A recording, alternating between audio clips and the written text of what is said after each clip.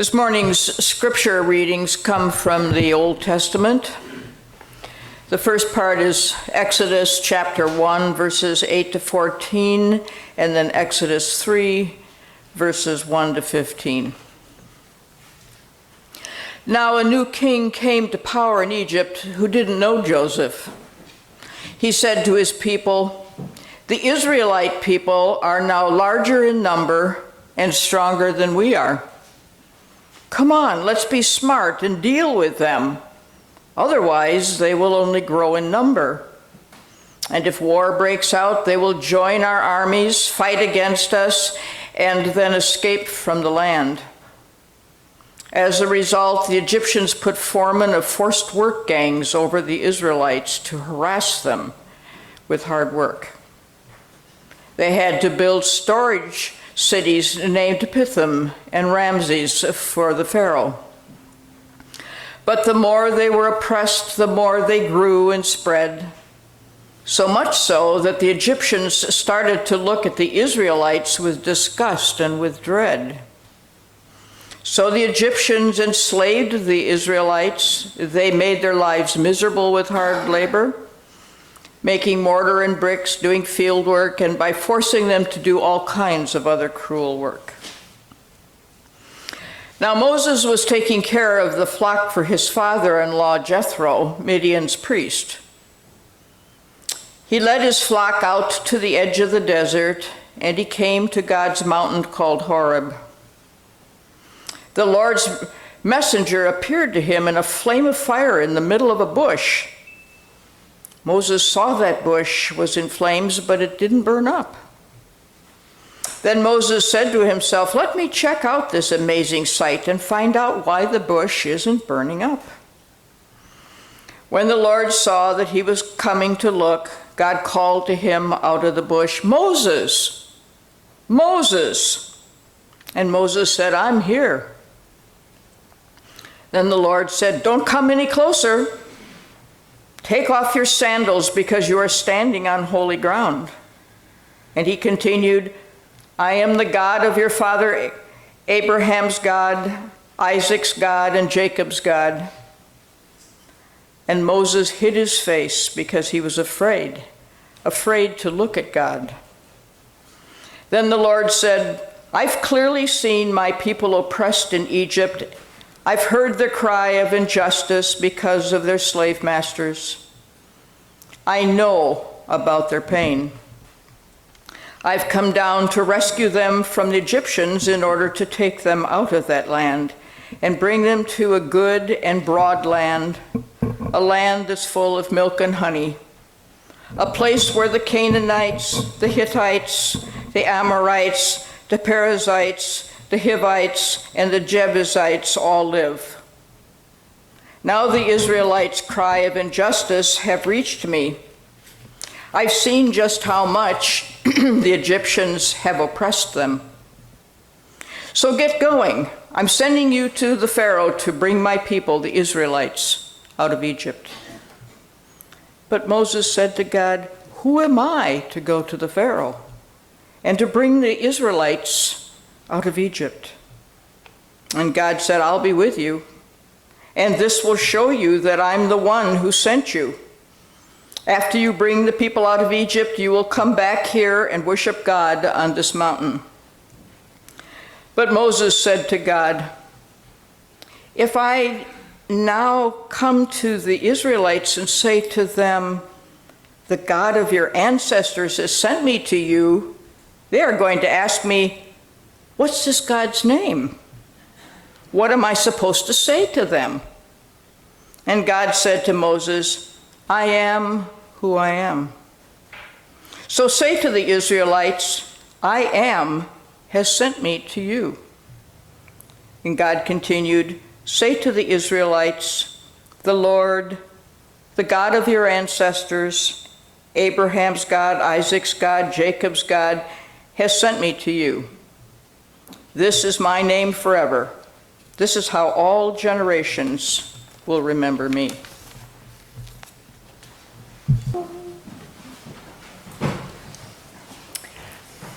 This text is so very rich There are so many ways that I could possibly bring a good word to you today.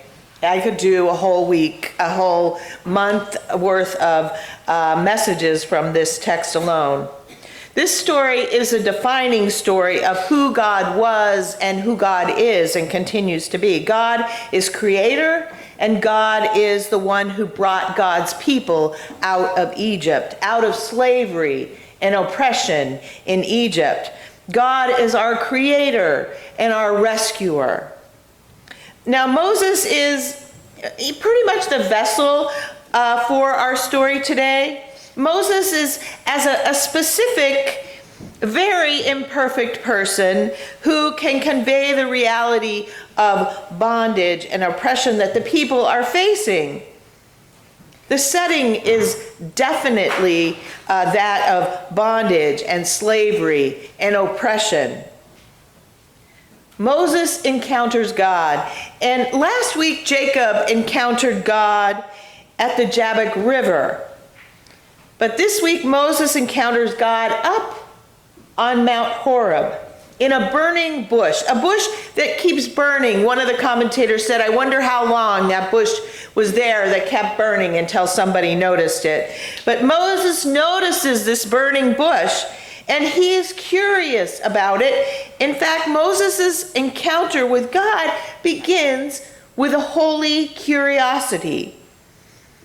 And God calls out to Moses, take off your shoes. This is holy ground. God says who God is and who God will use to help the people. Now, who do you relate to in this story?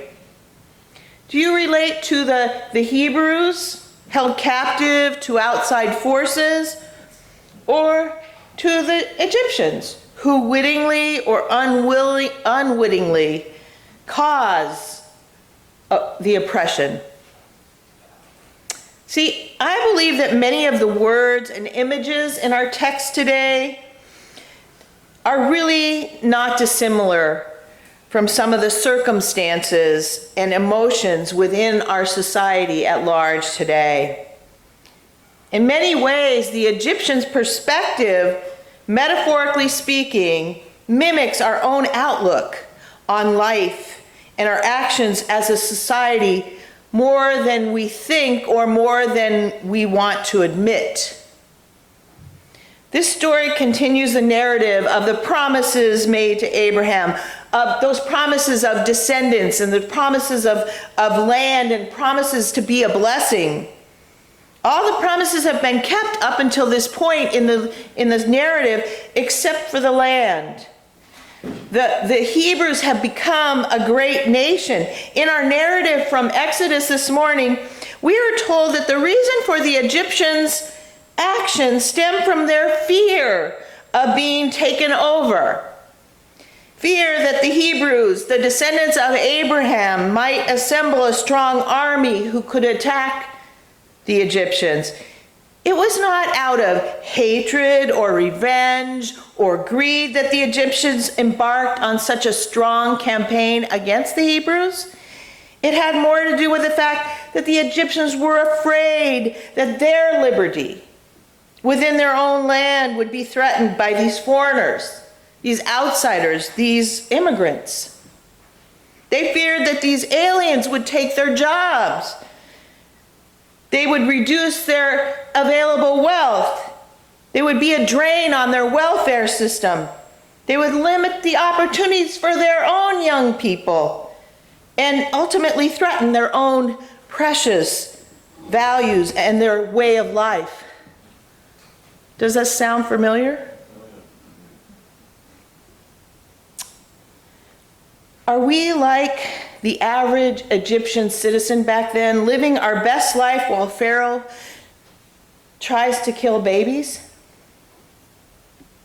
Here in the United States, as well as the United Kingdom and much of Western Europe, there continues to be a great debate about high levels of immigration.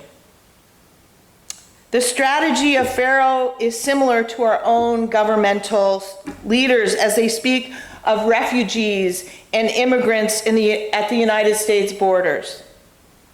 The Hebrew people are described as less than human, as vermin, that they are multiplying rapidly and this is a great cause of trouble that needs to be contained. The same rhetoric has been used to speak of refugees, immigrants, people who are homeless in our country by our high-ranking elected representatives.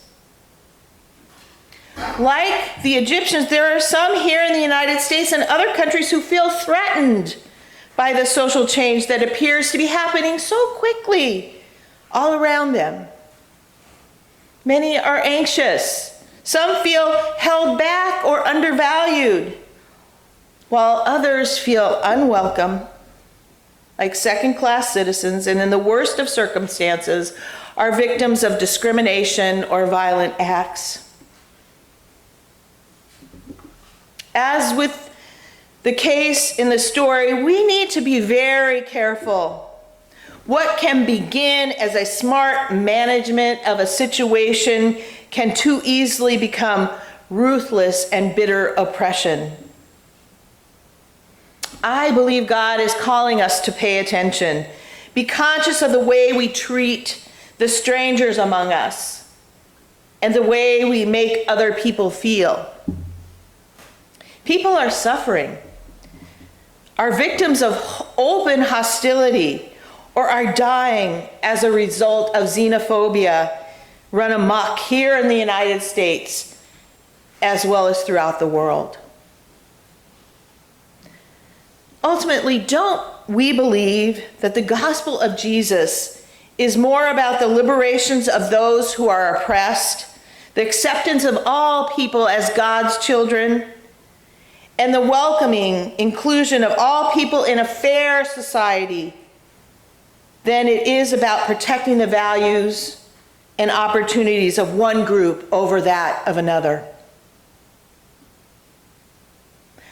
But then again, are we not also, metaphorically speaking, like the Israelites, like the Hebrews, held captive to the circumstances of life that bring trouble and challenge, joylessness and worry, which ultimately deny our freedom to experience God's blessings?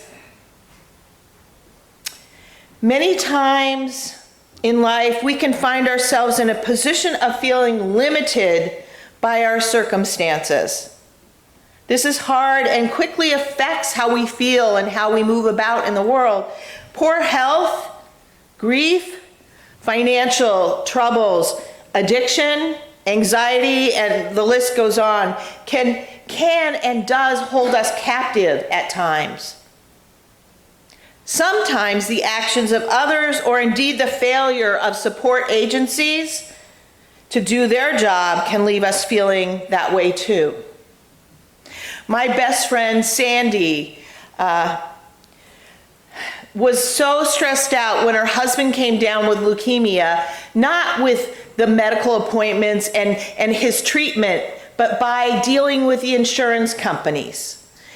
And them wanting at times to withhold life-saving treatment because of them not being in Michigan and unable to go to a Michigan because the hospital he worked for was bought by a larger entity. That was more stressful than it was to sit by his side as he lost his hair and his weight and everything. In Moses' encounter with the holy, Moses is given a promise from God that God will provide a rescue for God's people. God has heard the cries of the people. If you look in the text, the people weren't crying out to God. It doesn't say the people cried out to God. It says the people cried out in their misery and injustice. But God still heard them. God will lead them to a release from their captivity and offer them new life that will be much richer. God will bless them. This is good news to Moses And in time, God fulfilled the promises that God made to God's people. But this is an eternal promise, and it is good news for us as well. God still hears the cries of God's people. Those of us held in captive by our own deep concerns, those denied freedom by the overwhelming challenges we sometimes face in life. It is good news for us today, and God promises to journey with us. God's promises extend God's hand of love out to us as God leads us gently through those things that weigh us down in life. And it is good news for all who are held in captivity of one form or another, and a challenge for those who consciously or unconsciously hold others down. Yes, there are times we are metaphorically held captive. Those are real and true times. We need God to rescue us. But church, let us also strive to be conscious of those at the border or throughout our country who are captive because they are an immigrant, alien, or refugee. Let us hear their cries and do what it is within our power to release them from their metaphoric or literal captivity. We cannot just wait for God to release them when we can do something. Giving to the neighbors in need offering we will be taking next week is a good place to start, which this year will give special consideration for grants to projects focusing on serving our immigrant neighbors and communities. Or learn more about the LGBT Asylum Task Force, working with asylum seekers here in Massachusetts who would be jailed or killed if they were returned to their home countries just for their sexual orientation. Or attend a Justice Committee meeting. They would be more than happy to welcome you, or a refugee support team, or the Cape Cod Safe Communities. There are large and small ways we can answer the cries of those held captive. We didn't read it this morning, but you all remember how the story ends for the captors. They were given many chances to do something. From this holy ground, from this church, from this community of faith, we can draw the strength to strive to make a difference, to heed God's call. Let it be so. Amen.